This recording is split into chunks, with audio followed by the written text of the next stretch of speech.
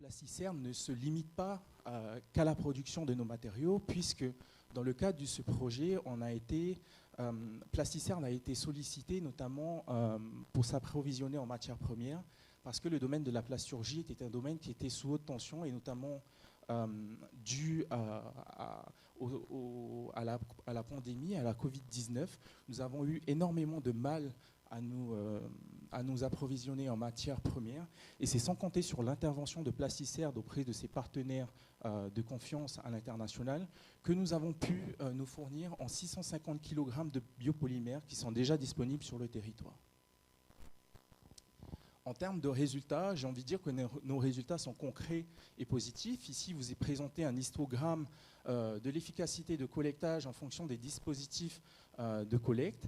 Et on est content parce qu'on s'aperçoit que finalement, les premiers prototypes de coupelles en biomatériaux possèdent une efficacité de collectage par rapport à l'ombrière qui est 3 fois plus importante.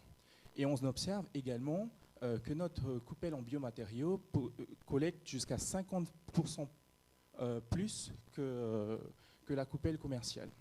Néanmoins, il faut avoir à l'esprit que, en fonction de la période d'immersion de ces coupelles, on arrive à avoir des taux de rendement qui atteignent 11 fois plus que les collecteurs ombrières. Et pourquoi? Eh bien, on a vu qu'en fait, il y avait des périodes optimales d'immersion de ces coupelles. Et donc, dans le cadre du projet BioPlates, l'idée est de venir donc produire par injection avec Plasticerne cette deuxième version de prototype afin de réaliser des tests in situ, c'est-à-dire immerger ces prototypes dans les lagons de la Polynésie française sur 2 sites différents, au Tuamotu et au Gambier, afin de valider l'efficacité de collectage sur une période entière de collecte, c'est-à-dire entre 12 à 18 mois, et vérifier également la meilleure tenue mécanique de ces deuxièmes prototypes. Et donc, dans ce sens, avec Plasticerne, nous avons développé un premier modèle, un modèle 3D du prototype 2. Ce modèle 3D, en fait, se base sur le prototype, sur la coupelle commerciale. On a vérifié toutefois qu'aucune protection industrielle sur la forme n'existe pour ne pas tomber sur des problématiques de protection industrielle. Et donc, le modèle 3D vous est présenté ici. C'est un modèle qui a été optimisé à partir des retours d'expérience de l'université.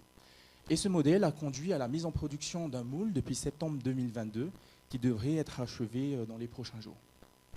Et en attendant la réception de ce moule, eh bien, avec Plasticerne, on a réalisé une optimisation des paramètres d'injection sur leur machine à l'aide notamment de moules de gobelets qui vous sont présentés ici. On a réussi, dans le cadre de ces essais d'optimisation, à obtenir des gobelets qui sont conformes.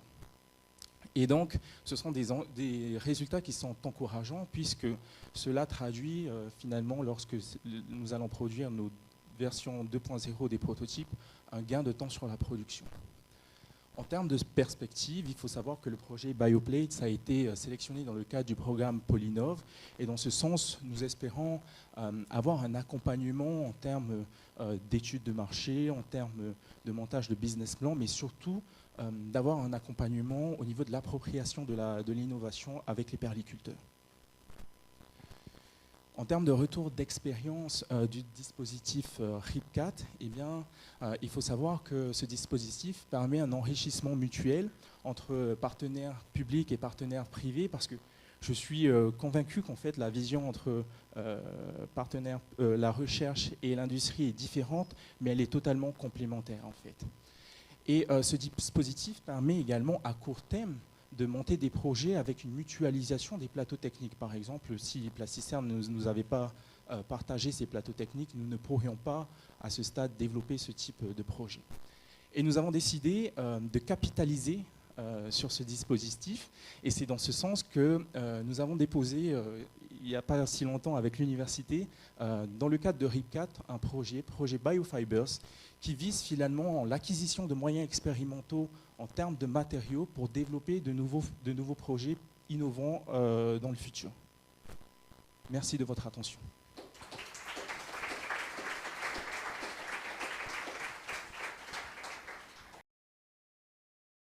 Je vais dire quand même quelques mots. Je suis directeur général du groupe Plasticerne. J'ai été 10 ans administrateur de cette université. Je suis toujours le président du syndicat industriel. C'était un rêve pour moi que d'arriver à conjuguer la théorie et la pratique, ce qui est toujours un gros gap. Et pour ce faire, il manque le vecteur commun. Et le vecteur commun, on l'a trouvé en personne de TER. C'est vraiment intéressant de voir que des jeunes Polynésiens s'intéressent de manière concrète à des sujets concrets. J'ai longtemps œuvré pour minimiser la frontière qu'il y a entre l'espace théorique de l'université et l'espace pratique et économique. On en a parlé tout à l'heure avec les Parapéoués. Faire réfléchir sur quelque chose, il faut forcément qu'il y ait des débouchés. Le sujet est intéressant, il était normal que l'on le suive. Ça n'a pas un intérêt économique aujourd'hui pour nous, peut-être que ça en aura un demain, en tout cas je l'espère.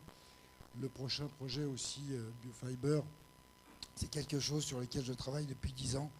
Je n'ai pas forcément le temps ni les moyens de recherche. On manque, vu la taille du marché en Polynésie, de section R&D. Et c'est très très bien que l'université puisse prendre ce relais, décroche des budgets. Et c'est aussi tout à fait normal que des groupes comme nous mettions à disposition nos ressources en termes de machines, nos ressources en termes de matériel de laboratoire et nos ressources en termes d'ingénierie, parce que c'est vrai qu'on a quand même quelques connaissances, mais je remercie vraiment l'Université Edrea pour ce projet. Voilà, donc merci pour cette belle présentation et merci à Bruno pour représenter encore une fois le monde industriel de notre pays dans un projet. Donc c'est pour ça qu'avec Théa, et puis on associé aussi tous les DRRT qui se sont succédés jusqu'à Jean-Christophe, en 2019, on a lancé une première autorisation de programme. C'est une ligne budgétaire du pays qui s'appelle Recherche, Innovation, Partenariat Public-Privé.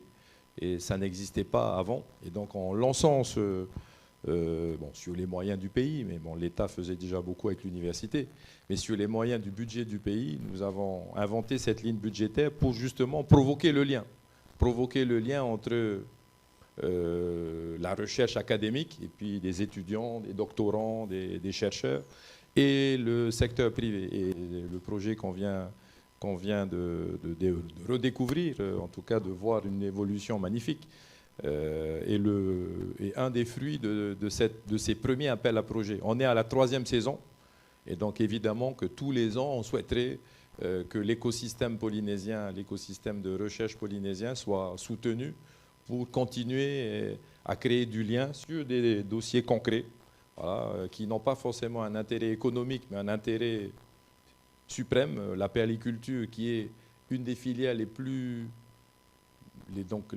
des filières d'exportation les plus fortes de notre pays, mais qui est aussi une filière très polluante. Il faut le dire, nos lagons sont pollués par les collecteurs en plastique.